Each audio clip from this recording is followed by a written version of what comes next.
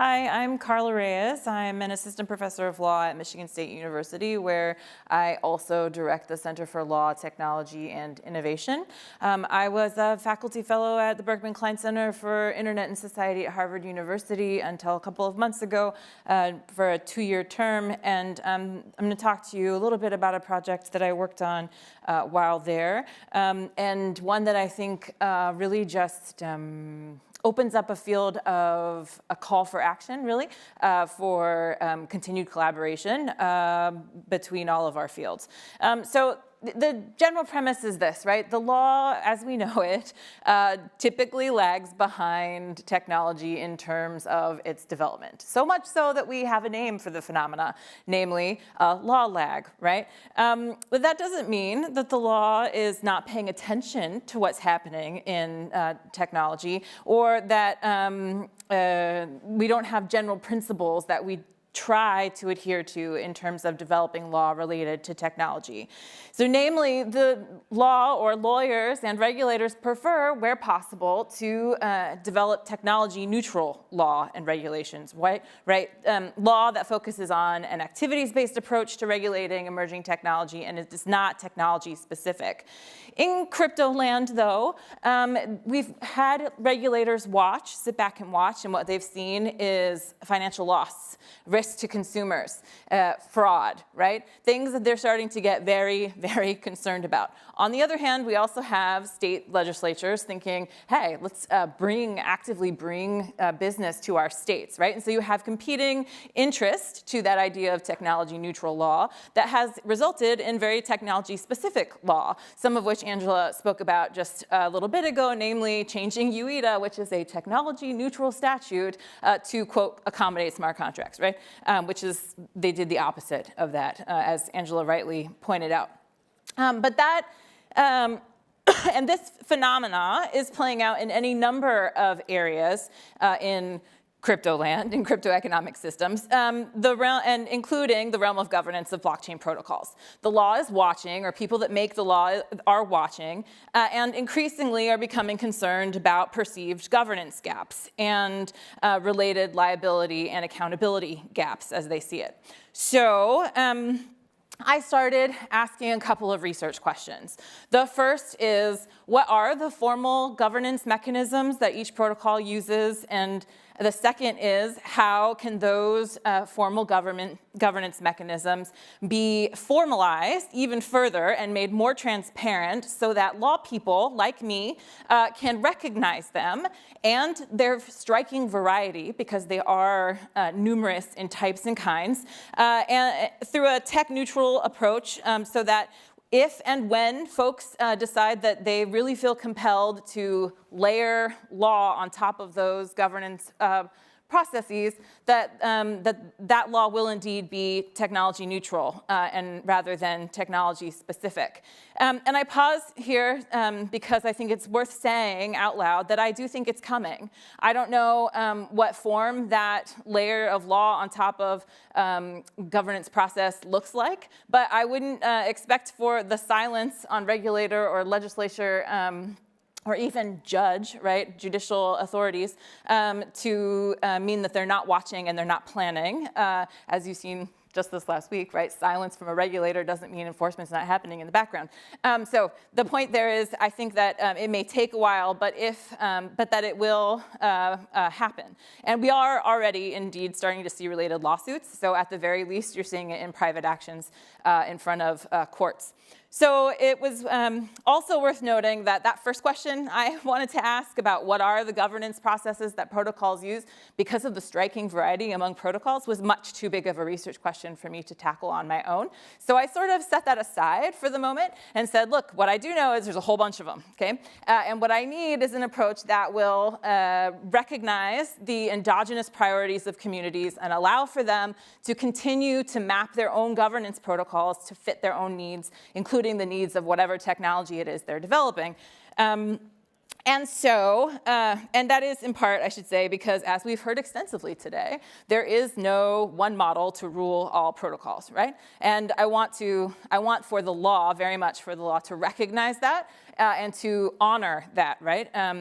I don't want the law necessarily, because I don't think that it's our ambit to be like, oh, that's the protocol that should rule them all. Right? I don't think that's a particularly good idea for us lawyers to be doing. In any event, and I should mention that the result of that, those priors, I guess they might be, on my part, is a theme that shows up in my other body of scholarly work. I, at base, want to encourage governance by private ordering and contract. And that theme comes up sort of over and over, not just in this project, but in prior ones and in those to come. And so the solution that I proposed in the paper, titled Uncorporate Crypto Governance, is at base that protocol communities formally adopt governance contracts that can be recognized under existing contract law, right? And do not require any sort of new technology-specific rules, and offer participants a lot of flexibility in terms of designing the mechanisms that they want, but indeed do offer participants and users of protocols the transparency that everybody's really seeking. And that seems simple enough, right? You're thinking, okay, so contract, that's good. So what's with the title, Uncorporate Crypto Governance? Why are we talking about corporations anyway?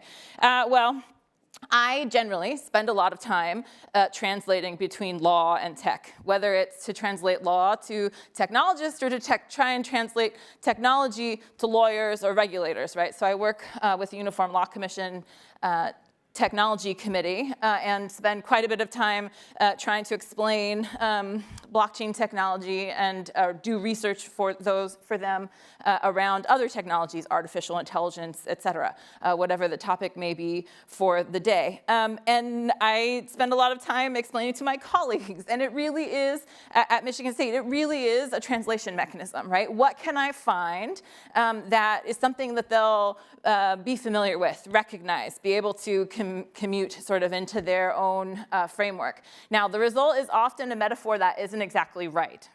And I recognize the limit of metaphors. Nevertheless, they can be a useful starting point. And so for this paper, the starting point is corporate governance. And arguing essentially that one way, not the only way, but one way that you could build a governance contract would be to model the governance off of corporate governance principles. Again, and I cannot emphasize this enough, the intent of the argument is not to say that it's the only thing that you could model governance on, just one of the things, but that it's a convenient thing because it's something that lawyers work with and recognize all the time, and recognize in general that corporations and uncorporations, namely LLCs, partnerships, business trusts, that they allow those participants in those organizations to craft their own governance via contract all the time, right? This isn't an unknown concept to us. What would a corporate governance model look like in this context? What is that translation function here? Well, to answer that question, I have to start with what is corporate governance in the first place. As Angela talked about in this space, cryptoeconomic systems, language isn't just a problem here. It's a problem in law, too. And when you start to look at it, there's a variety of definitions of what corporate governance is. So helpful, I know. But when it boils down to it, you might think that you might be able to generalize into something like this. Corporate governance is a combination of internal governance and external governance mechanisms, where the internal governance mechanisms are pretty much internal control of the organization, usually rooted in contract. Which contracts? Well, the shareholder agreement for corporations, the operating agreement for LLCs, the partnership agreement for partnerships, and the trust agreement for a business trust. Why do I keep saying that? Business trust, because of the other papers. I'm a fan of the business trust model. But the other piece of corporate governance then is external governance, namely monitoring systems of regulatory agencies. So yes, law does come into play, professional institutes, industry associations, and non-governmental organizations. Their activities, the rules that they develop, the standards that they promulgate all work to shape the drafting of and the execution of the contract that operates for the internal governance system, right? Together, the idea is to create appropriate accountability and responsibility mechanisms for corporations or uncorporations, as the case may be, noting that what is appropriate may vary depending on the type of entity, right? The state of the enterprise, or I should say the size of the enterprise, and the type of business undertaken, right? Some types of business are going to be more risky to consumers than other, and thus are subject to more consumer protection laws, for example. The players in corporate governance then, if this is the sort of broad general framework we're working with, for internal governance include directors, controlling shareholders, the shareholders themselves, to a limited extent, I should say, and externally, something that the literature refers to as gatekeepers. And again, here, the term gatekeepers might have more than one meaning, but the meaning that I tend to use in the paper, for the reasons described there, are namely reputational intermediaries, right? So folks who have a unique position with the entity, who have unique information, and then may act upon that information in order to protect their own reputation as much as the reputation of the entity itself. So if there is corporate fraud, the thought is, and the gatekeeper knows about it, the thought is the gatekeeper would act to stop or report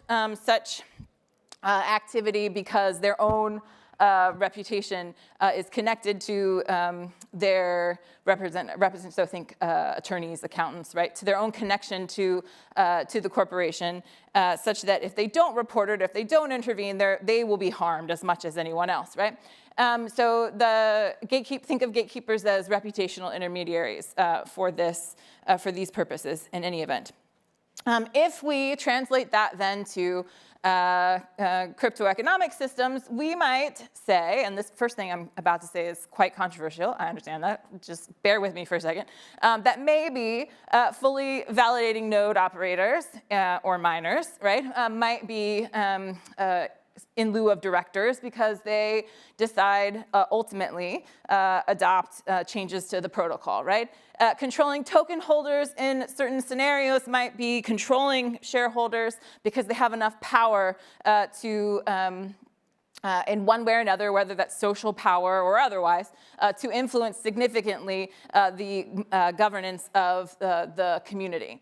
External governance actors then might be foundations, founders, and the software developers, all of whom have reputational intermediary-like roles in the ecosystem.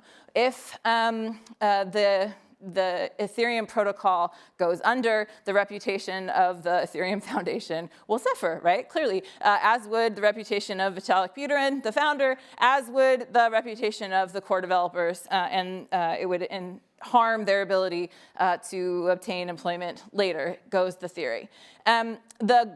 When you combine these things and you assign responsibility and accountability to these different actors in the system via contract, what you get is something that closely approximates finding an appropriate accountability and responsibility level that also respects endogenous priorities of the community. Why? Because the community gets to pick and write it into the contract, right?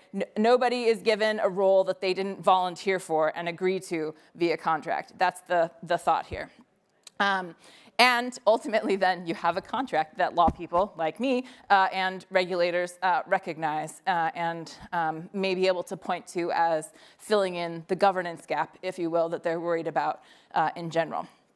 Now, is this a perfect metaphor? Absolutely not, right? It's not a perfect metaphor. That's the limit of metaphors. I recognize this. That's why I say it's not the only way you could go. Many communities might find this is an inappropriate metaphor for them altogether. But I would encourage them not to throw out the idea of a governance contract as a whole, right? Because that still stands. This was just one way for me to communicate to my law audience how it might work in something that's familiar to them, right? The goal essentially then with the project, with the paper, is to kick off creativity in thinking about how to develop legally recognizable liability limiting mechanisms that still preserve flexibility in creating and carrying out endogenous priorities for blockchain governance for any specific blockchain protocol community.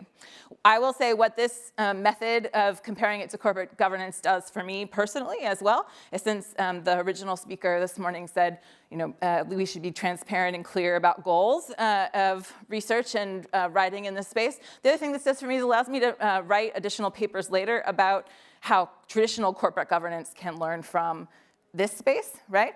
And by making the links this way first, then I can inverse it and talk to lawyers more broadly about other issues, right?